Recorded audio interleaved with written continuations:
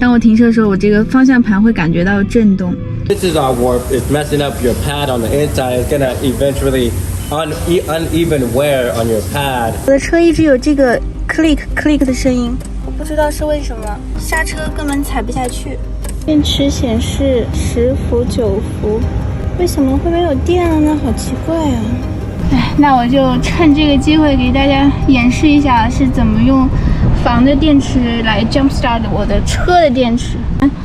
这两个电线呢是一直在车底下，看这个电线连接到车电池的，那你就不需要等一辆车来给你的车做 jump， 你就可以自己通过把4根电线转换一下，就可以自己给自己车启动。是没想到很突然的就发生这样子的意外，修车的工具一定要准备好，如果工具都坏了，这就人在囧途了。刹车盘和刹车片中的某一个出问题，当我停车的时候，我这个方向盘会感觉到震动。去这个叫做 Pep Boy 的地方，我去看一眼，让他们检查一下。然后我也想，就是把轮胎之类的都拆下来看一下，到底是什么问题。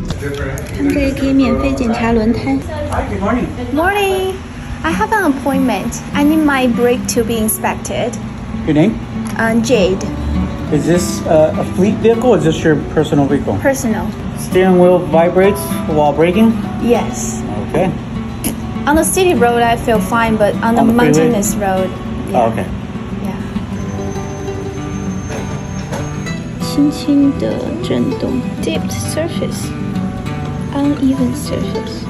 哇，这个信息好全。Can I ask you one question? Sure. Like normally, if I feel the steel wheel vibration, is this the front brake or the rear brake? The front. The front. Yeah, like if you felt it in the floor pan or something like that on the floor, then I would say the rears, but usually when you feel in the steering wheel or in the brake pedal, it's the fronts. Oh. Okay. Have you done anything to your van to make it heavier or lighter? Like, Oh yeah, I eat a lot. okay, that I would make that joke. But no, what I mean is like, so you said you went to Yosemite. Did you have like a lot of camping gear with you? The reason why I ask is so on a mountainous road, if your van was heavier than it was originally intended, you could have worn out your brakes faster or put more stress on your braking components. So that could have also been part of why you started to get the shape. 原来换轮胎这么简单，就是把5个螺丝拧下来，放上新轮胎，再把5个螺丝拧上去。它用的那个电动的特别快。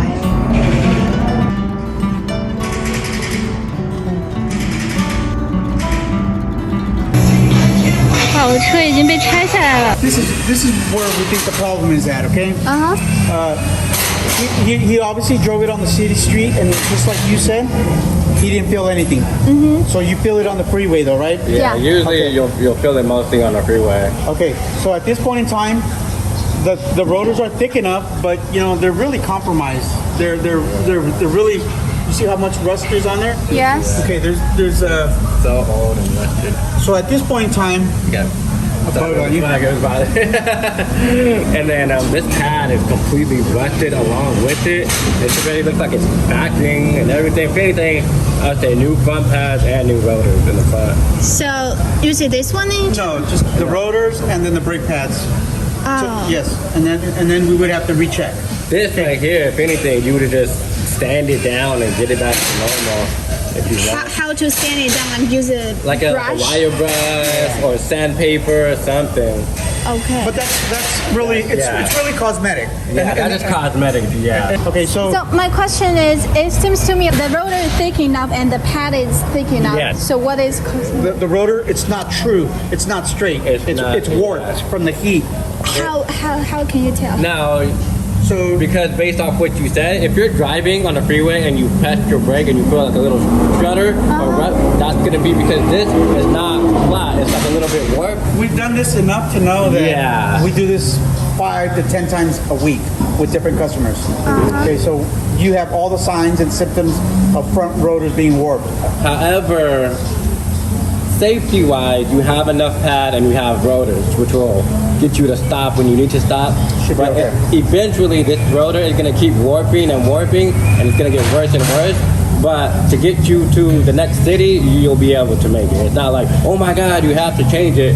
But this is just to stop that vibration and all that extra stuff. And And send, Okay, to be sure I understand. So you cannot see it visually no, with Yeah. you can't see it. You basically, we'd have to put tighten these down, put a micrometer around this, set it from here to here, and as you spin the wheel, we're talking about yeah. we're talking So about you'll see. 2 millimeters enough to do this. So you'll 2 millimeters will feel it like that over there. Yeah, if you hook it up to a machine right now, it looks like it's straight, but when you hook it up, you'll see it like going like It'll this. wobble. You see it wobble a lot. You won't see it right now because it looks completely straight. But when you hook it up to a machine and you see it go, you'll see it wobble. So do I need to like change the whole thing, or should I like just resurface the area, So make it straight? I would change the whole thing. Yeah. Because if you resurface, the rotor is thinner now, easier to warp from heat. Yes. And So- not only that, because this is all warped, it's messing up your pad on the inside. It's gonna eventually uneven wear on your pad to where it's gonna, it's already damaging your pad. And then I don't know if you're like had it sitting in water, but even with that rear rotor, it was so rusted on there, I couldn't even get it off. So you ever been Hard going to through snow? remove. Because Colorado a A lot of snow. I They see. put salt on the roads and all that. Yeah, rotor, but your whole braking thing, when you're driving on the freeway, it's gonna stay like that until you replace the rotors. And if you replace the rotors, you're gonna have to replace the pads. replace too. the pads. Wait, this is your receipt, and I just need a signature from you right here. 我的车一直有这个 click click 的声音，我不知道是为什么。然后我的刹车根本踩不下去。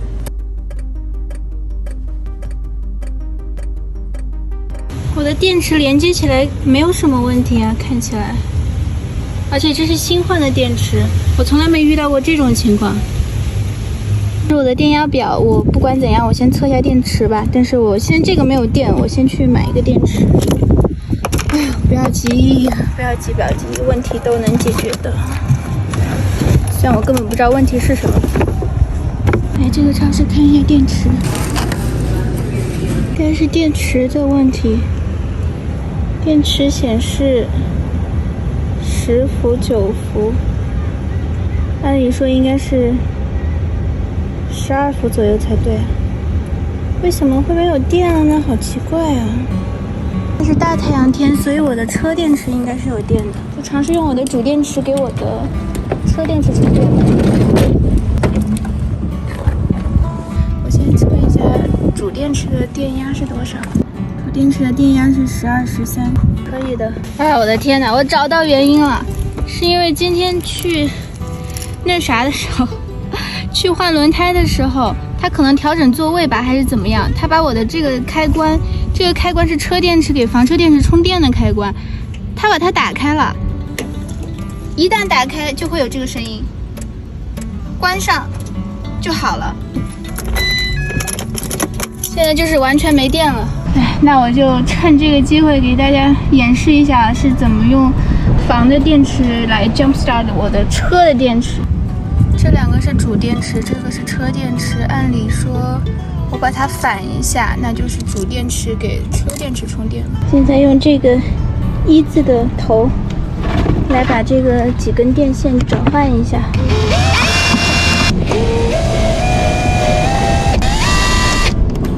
就是这个东西，然后这有个 input。这时候呢 ，input 本来是车电池的，现在把它变成主电池，就变成主电池给车电池充电了。我都快搞忘了，因为很久没有用过这个功能了。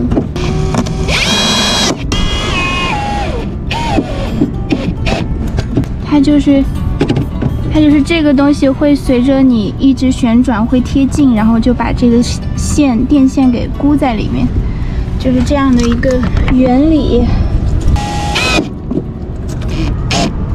好了，这样就好了。现在就是这两个电线呢是连接到了 output， 就是输出端。这两个电线呢是一直在车底下，看这个电线连接到车电池的，所以按理说现在就应该好了。啊，好烦呐！试一下吧。这2个电池的电线就是这样连接到的，所以按理说我只要现在打开这个开关，这样的话，按理说，就应该是给我的车电池充电了。试一下吧。好恐怖啊！我讨厌搞这种电的东西。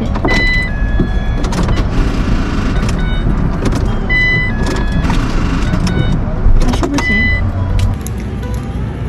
我的车电池现在是12伏了，可以启动的电压了，但是还是不行。